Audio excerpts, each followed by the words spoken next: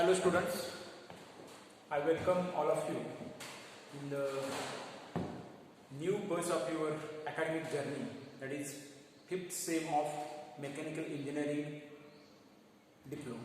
Okay, so first of all I introduce myself. Myself S.L. Kumbhar, and I am taking care of mechanical engineering department and working as a head of the department in mechanical engineering department, Vidyavadini Institute of Part. So this is our first lecture of subject advanced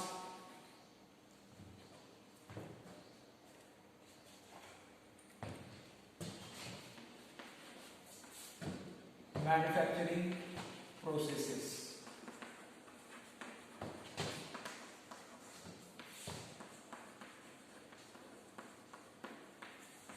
Okay, so पाचवी same आहे आपली डिप्लोमाची, पाचवी same आहे तुमची mechanical engineering डिप्लोमाची. 5th same आहे, ज्यामध्ये साधारणतः 5 subject असतील, तुम्हाला थिअरी सब्जेक्ट असतील आणि टोटल जे वेटेज आहे या सेमिस्टरचं ते 1050 मार्काचं असेल. सो जो आपला सब्जेक्ट आहे त्याचं नाव आहे ॲडव्हान्स्ड मॅन्युफॅक्चरिंग प्रोसेसेस आणि याचा जो शॉर्ट फॉर्म आहे, ॲब्रिव्हिएशन आहे ते आहे AMP. त्याला AMP असं म्हटलं जातं. शॉर्ट फॉर्म जो आहे तो ॲब्रिव्हिएशन म्हणतो आपण. Abbreviation of the subject is AMP. AMP stand for advanced manufacturing processes. Okay, so this session or in this lecture we will see what is the structure of the subject as far as your semester concerned and what are the contents or what is the weightage of the subject with related to the entire semester. Okay, so let us start with subject advanced manufacturing processes, ज्याला abbreviation आहे AMP. आणि याचं structure जर आपण बघितलं तर structure कसं असणार आहे बघा. there will be 4 theory lectures per week and 4 hour practical per week.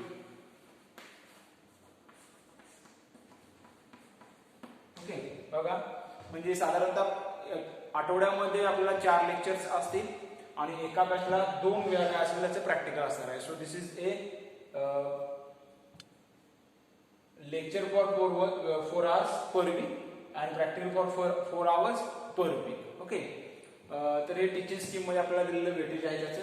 आता सब्जेक्ट जर कन्सिडर केला तर याचं मार्किंगचं वेटेज कसं आहे ते आपल्याला पहिल्यांदा बघितलं पाहिजे. तर थिअरी पेपर जो असेल तो असणार आहे 70 मार्काचा. 3 तासाचा पेपर असेल आपल्याला. अजून एक मी सांगू इच्छितो तुम्हाला की इवन ह्या पॅन्डेमिक सिच्युएशन मध्ये मे बी आपली सेमिस्टर ऑनलाईन होईल किंवा ऑफलाईन होईल ते आपल्याला सांगता येणार नाहीये अजून देखील. मे बी ती ऑफलाईन होईल किंवा समजा ऑनलाईन झाली तरी देखील येणाऱ्या सेमिस्टरची एक्झाम ही ऑफलाईन होण्याचे 99.99% काय चान्सेस आहे. त्यामुळे सगळ्यांनी लक्ष द्या. येणारी एक्झाम ही काय होणार आहे, ऑफलाईन होईल. म्हणजे पेपर होतील.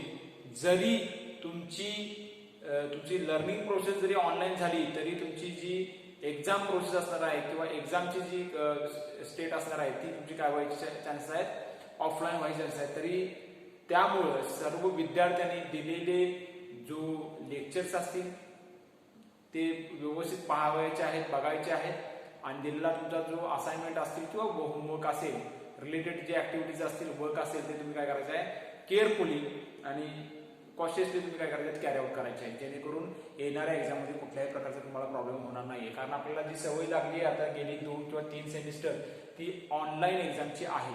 त्यामुळं सगळ्यांनी काळजी घ्यायची आहे की येणारी एक्झाम ही ऑफलाईन मध्ये असणार आहे, याची सर्वांनी दक्षता घ्यायची. त्याप्रमाणे तुम्ही काय करायचं आहे, तुमच्या स्टडीचं प्लॅनिंग करायचं आहे. सो इथं या सब्जेक्टला ऍडव्हान्स मॅन्युफॅक्चरिंग प्रोसेसला थेरी पेपर असणार आहे 70 मार्काचा, तो 3 तासाचा असेल. त्याच्यानंतर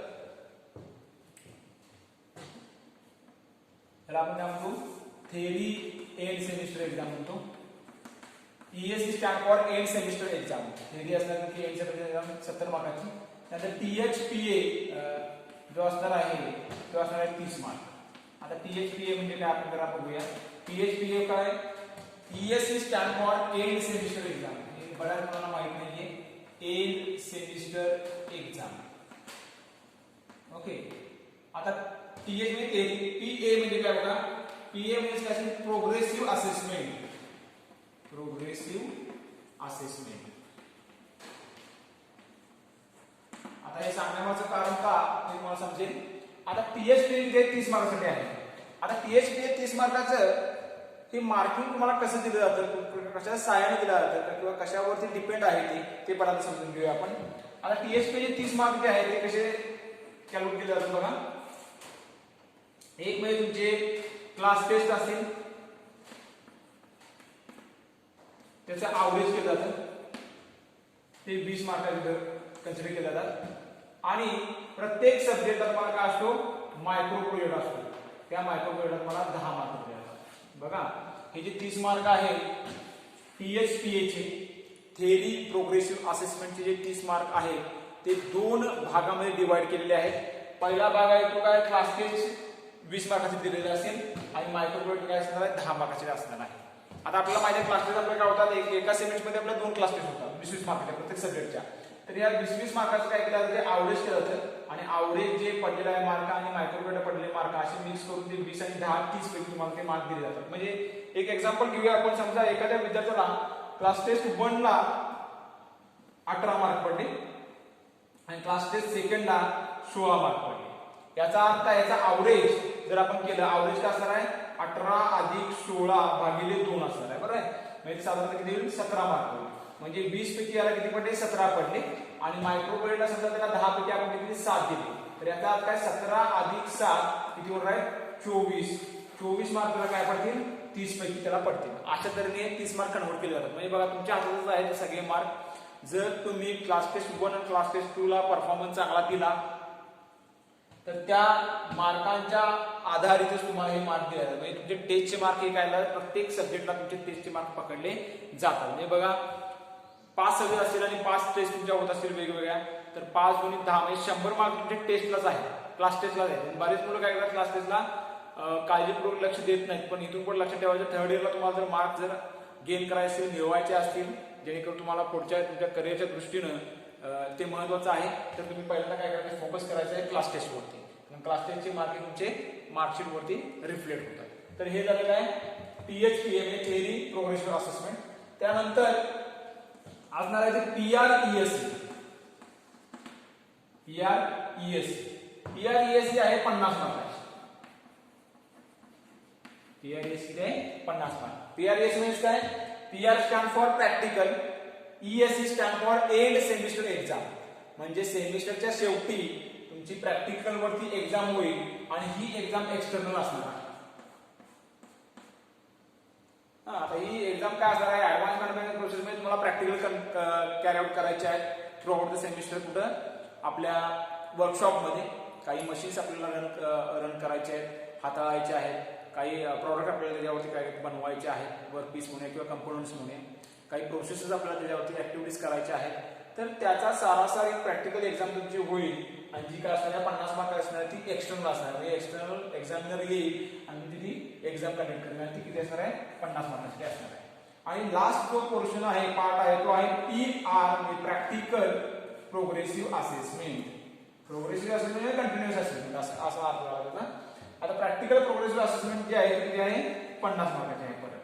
आता हे काय असणार आहे, तर इथं तुम्ही काय करताय, सेमिस्टर वाईज तुम्ही आता प्रत्येक सब्जेक्टला तुम्हाला मॅन्युअल असतं, तसं इथं आपल्याला काय करायला पाहिजे, मॅन्युअल नसणार आहे, पण आपण एक फाईल काय करायची आहे किंवा एक नोटबुक आपण प्रिपेअर करायची आहे, ज्यामध्ये आपण काय करू, प्रॅक्टिकलची प्रोग्रेसिव्ह असेसमेंट किती असणार आहे, 50 मार्काची असणार आहे.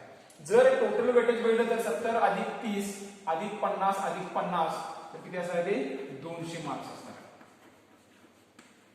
बरं, म्हणजे टोटल जो सब्जेक्ट आहे तो किती आहे, 200 मार्कासाठी आहे. तुमची टोटल सेमिस्टर मी मला सांगितलं किती आहे, 1050 मार्काचे आहे. त्यामध्ये किती 200 मार्क एका सब्जेक्टला आहे कुठल्या, ऍडव्हान्स मॅन्युफॅक्चरिंग प्रोसेसला. याचा अर्थ काय, जवळपास 20%, जवळपास 20% weightage is given to advanced manufacturing processes subject. या सब्जेक्टला एंटायर टोटल तुमच्या सेमिस्टरच्या मार्कापैकी 20% वेटेज आहे.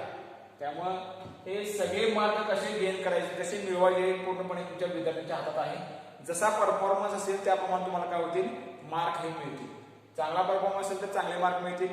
परफॉर्मन्स जर व्यवस्थित नसेल पुअर असेल तर त्या लेवलने त्या स्टेपने तुम्हाला काय होतील मार्क हे मिळत जातील. फक्त लक्षात ठेवा आपला जो सब्जेक्ट आहे ऍडव्हान्स मॅन्युफॅक्चरिंग प्रोसेस आणि ज्याला AMP असं म्हटलं जातं ज्याचा सब्जेक्ट कोड जो आहे तो आहे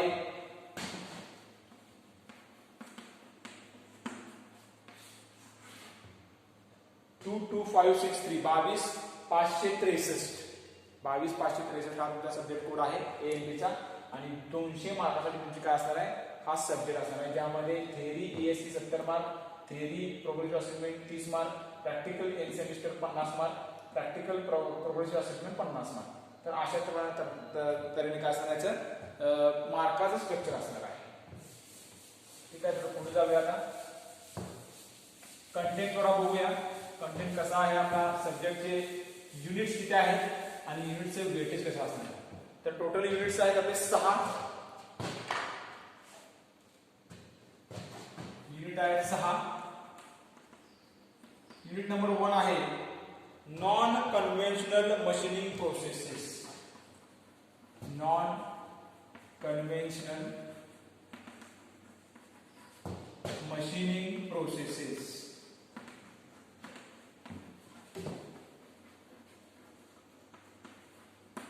ओके. पहिलं जो युनिट आहे त्याचं नाव आहे नॉन कन्व्हेन्शनल मशीनिंग प्रोसेसेस.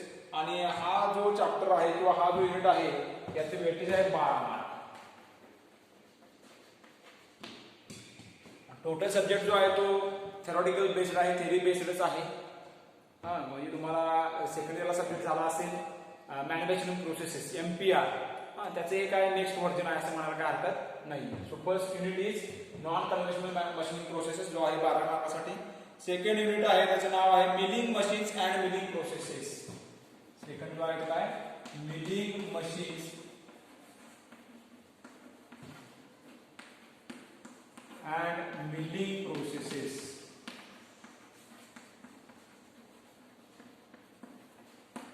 त्याचं जे वेटेज आहे ते आहे 12 मार्काचं.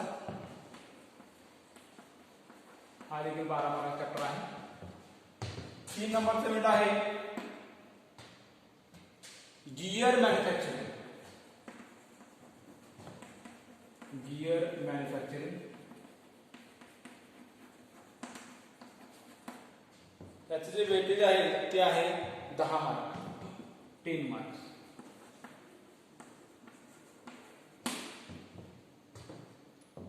फोर्थ आहे unit fundamentals of computer aided manufacturing. Fundamentals of computer aided manufacturing.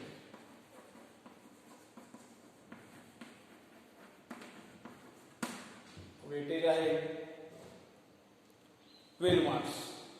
त्याचं देखील वेटेज किती आहे 12 मार्क्स आहे. नेक्स्ट आहे topic unit number 5 CNC part programming.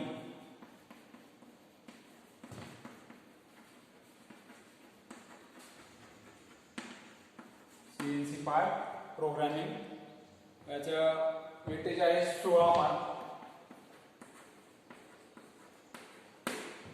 आणि लास्ट आहे युनिट नंबर 6 त्याचं नाव आहे automation and robotics. Automation and robotics. Okay. याचं वेटेज आहे 8 मार्क.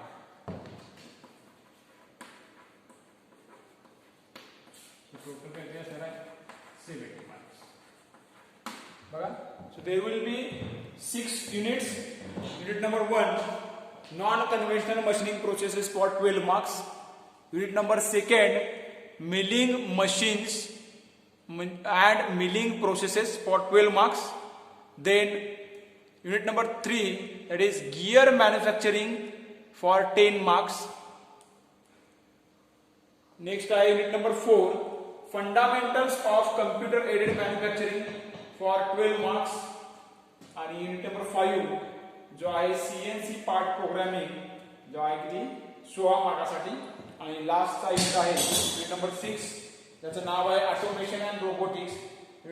जो त्याचं वेटेज आहे किती 8 मार्क्ससाठी. सो टोटल जर केली आपण त्याची तर किती आहे ते 70 मार्काचं टोटल तुम्हाला वेटेज आहे. So this is overall structure and weightage of advanced manufacturing processes. हा काय आपला सब्जेक्टचा एंटायर सिलेबसचा काय ओव्हरव्ह्यू घेतलेला आहे आपण आता सेशनला. तर आपण काय करूया पहिला टॉपिक काय करूया सुरुवात करूया.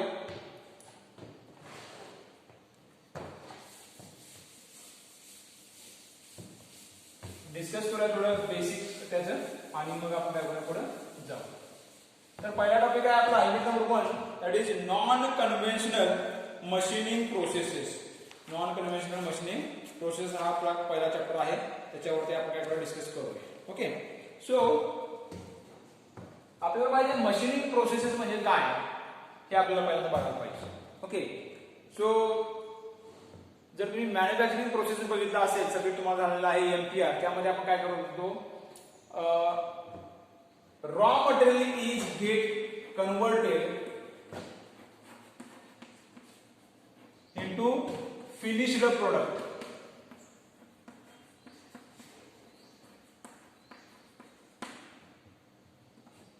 by processes by means of processes. बरोबर आहे का बघा. रॉ मटेरियल आपण काय करत होतो त्याच्यावरती काही प्रोसेसेस करत होतो त्याच्यावरती काहीतरी ऍक्टिव्हिटी करत होतो त्याच्यावरती काहीतरी ऑपरेशन्स करत होतो आणि जो रॉ मटेरियल आहे तो आपण फिनिश प्रोडक्ट मध्ये आपण काय करतो कन्वर्ट करतो. Basic example turning. टर्निंग आपल्याला माहिती आहे. Okay. Turning is carried out on lathe machine. समजा हा एक काय आहे बार आहे जो आपण चेक मध्ये पकडलेला आहे असं म्हणूया. हा चेक आहे. ओके. आणि हा काय होतो रिव्हॉल्व होतो. आणि इकडे आपण काय केलं आहे टूल कटिंग टूल म्हणतात त्याला आपण वापरतो आणि कटिंग टूलच्या सहाय्याने आपण काय करतो टर्निंग करतो. ओके. समजा तुमचा डायमीटर आहे 12 mm आणि आपण काय केलं तो टर्न केला आणि फिनिश प्रोडक्ट काय केला 10 mm चा केला. म्हणजे 2 mm आपण मटेरियल काय केलं रिमूव्ह केलं. So this is a process. This is called as process that is turning process. याला आपण टर्निंग प्रोसेस म्हणतो. ज्या प्रोसेस मध्ये काय होतं रॉ मटेरियल काय होतो कन्वर्ट होतो कशामध्ये फिनिश प्रोडक्ट. त्याला आपण काय म्हणतो मशीनिंग प्रोसेस असं म्हणतो. आता नॉन कन्व्हेन्शनल म्हणजे काय आपल्याला बघायचं आहे. त्यापूर्वी आपल्याला कन्व्हेन्शनल माहिती गरजेचं आहे. कन्व्हेन्शनल म्हणजे काय कन्व्हेन्शनल या शब्दाचा अर्थ काय होतो पारंपरिक. पारंपरिक कन्व्हेन्शनल याचा अर्थ काय पारंपरिक. आता पारंपरिक म्हणजे काय जे आपण आपल्या वर्कशॉप मध्ये जे ऍक्टिव्हिटीज करतो किंवा ऑपरेशन्स करतो ती काय कन्व्हेन्शनल मशीन आहे. म्हणजे कन्व्हेन्शनल मशीन कुठले असणार आहेत लेथ मशीन असेल ड्रिलिंग मशीन असेल shaper machine slotter machine. Okay. So these are different type of conventional machines. आता कन्व्हेन्शनल मशीन मध्ये काय होतं कन्व्हेन्शनल मशीन मध्ये टूल असतं आणि वर्कपीस असतो. टूल आणि वर्कपीस काय असतो एकमेकाच्या कॉन्टॅक्ट मध्ये असतो. ओके. टूल आणि वर्कपीस एकमेकाच्या कॉन्टॅक्ट मध्ये असतो आणि इथं कॉन्टॅक्ट झाल्यामुळे काय होतं मशीनिंग फोर्स अप्लाय होतो आणि मशीनिंग फोर्स मुळे काय होतं मशीनिंग हे कॅरी आउट केलं जातं. आता यामध्ये काय होतं या मशीनिंग फोर्स मध्ये चिप्स पण तिथे काय होतं तुमच्या चिप जनरेट होते. बरोबर आहे. चिप जनरेट होत आहे म्हणजे ही चिपिंग प्रोसेस आहे. या केसमध्ये काय होतं मटेरियल रिमूव्ह केलं जातं कशाच्या फॉर्म मध्ये चिपच्या फॉर्म मध्ये मटेरियल रिमूव्ह केलं जातं. याला आपण काय कन्व्हेन्शनल प्रोसेसेस असं म्हणतो. आता याच्या कॅरेक्टरिस्टिक्स काय कन्व्हेन्शनल मशीनिंग प्रोसेसच्या त्या जर थोड्या बघूया आपण मग पुढे जाऊया.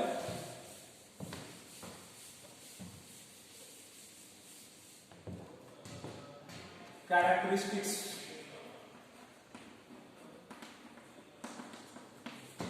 Of conventional. आपण थोडं कन्व्हेन्शनल बद्दल बोलतोय. नेक्स्ट सेशन मध्ये आपण नॉन कन्व्हेन्शनल बद्दल बोलू. कन्व्हेन्शनल प्रोसेसेस कॅरेक्टरिस्टिक्स काय बघू आपण.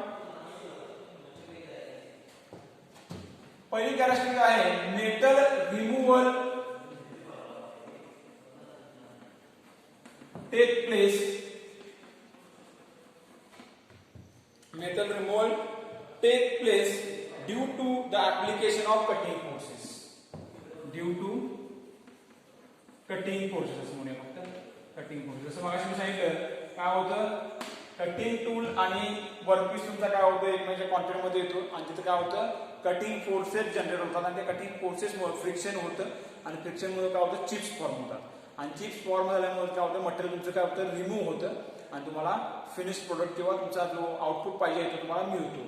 म्हणजे इथे काय आहे मटेरियल रिमूव्हल जे आहे ते कशाच्या सहाय्याने होणार आहे, कटिंग फोर्सेसच्या सहाय्याने होणार आहे. In case of conventional processes, conventional म्हणजे काय पारंपरिक, पारंपरिक म्हणजे आपण आता बघत चालू ते तर आपण पारंपरिक असं म्हणतो. सो नेक्स्ट कॅरेक्टरिस्टिक आहे एनर्जी यूज इज मेकॅनिकल. बरोबर आहे का बघा, मेकॅनिकल एनर्जी यूज केली जाते. त्या केसमध्ये मेकॅनिकल एनर्जी यूज केली जाते. तर मग तुम्हाला बघा इथं काय तुमचा बार असेल आणि हा वर्कपीस टूल असेल तर टूल आणि याच्या कॉन्टॅक्ट मध्ये आमचं फ्रिक्शन होणार आहे आणि टूल आपण काय करणार आहे इन्सर्ट करणार आहोत कशामध्ये त्या वर्कपीस मध्ये. मग इन्सर्ट करताना आपण कुठली एनर्जी वापरणार आहोत, मेकॅनिकल एनर्जी वापरणार आहोत. So in case of conventional process of conventional machining, conventional process म्हणा किंवा मशीनिंग म्हणा, in case of conventional machining we use mechanical energy, आपण मेकॅनिकल एनर्जी यूज करतो. This is the second characteristics. Next आहे microscopic chips are formed. या केसमध्ये काय होतं कन्व्हेन्शनल प्रोसेसेस मध्ये किंवा कन्व्हेन्शनल मशीनिंग प्रोसेस मध्ये चिप्स काय होतात फॉर्म होतात. ही थर्ड कॅरेक्टरिस्टिक आहे. ओके, गुणधर्म म्हणतात आपला या मशीनिंग प्रोसेसचे गुणधर्म काय. पहिला गुणधर्म काय मेटल रिमूव्हल कशा सहाय्याने होतं, कटिंग प्रोसेसच्या सहाय्याने होतं. सेकंड आहे मेकॅनिकल एनर्जी यूज केली जाते या केसमध्ये आणि थर्ड कॅरेक्टरिस्टिक्स जे आहे ते काय तिथे काय होतात चिप्स फॉर्म होतात.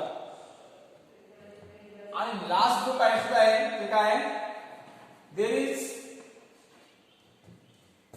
Cutting tool required. Cutting tool आपल्याला रिक्वायर असतं जर मटेरियल रिमूव्ह करायचं असेल तर. आणि कटिंग टूल कसं पाहिजे which is harder than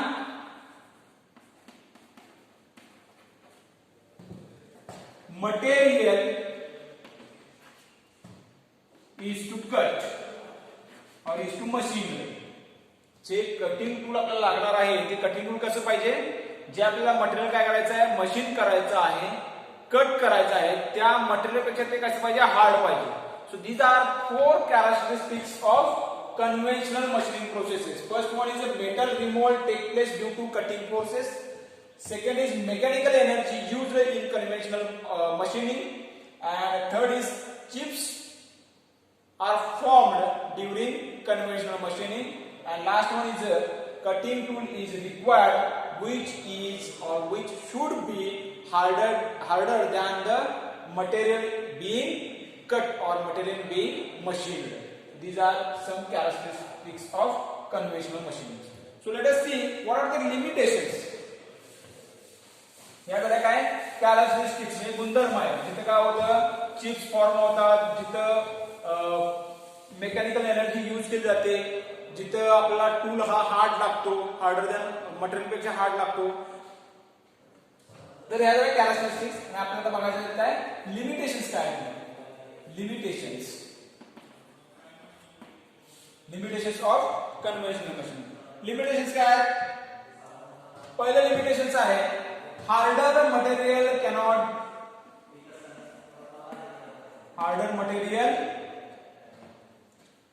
B machined. Harder material cannot be machined. Harder material जर असेल तर आपल्याला ते मशीन करता येणार नाही कारण त्यासाठी आपल्याला त्याच्यापेक्षा हार्ड टूल मटेरियल लागतं. Okay, so this is first limitation of conventional machining. Second is tool must be harder than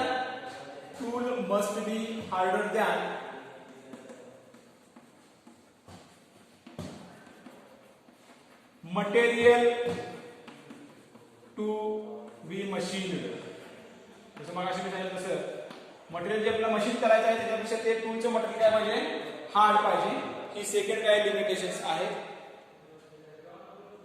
higher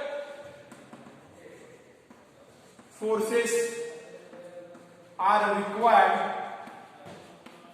to machine harder materials. बघा, जर मटेरियल हार्ड असेल तर आपल्याला फोर्सेस जे लावायचे आहेत ते हायर फोर्सेस रिक्वायर्ड असतील. हे हायर फोर्सेस म्हणजे काय, मेकॅनिकल एनर्जी तुम्हाला जास्त लागणार आहे या केसमध्ये. So this is third limitation. Next आहे difficult to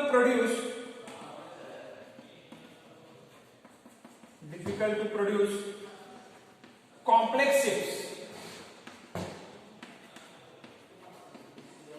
complex critical shapes आपल्याला काय करता येत नाही, प्रोड्यूस करता येत. डिफिकल्ट आहे कन्व्हेन्शनल प्रोसेस मध्ये, कारण त्यासाठी आपल्याला हार्डर काय लागतील, टूल्स लागतील.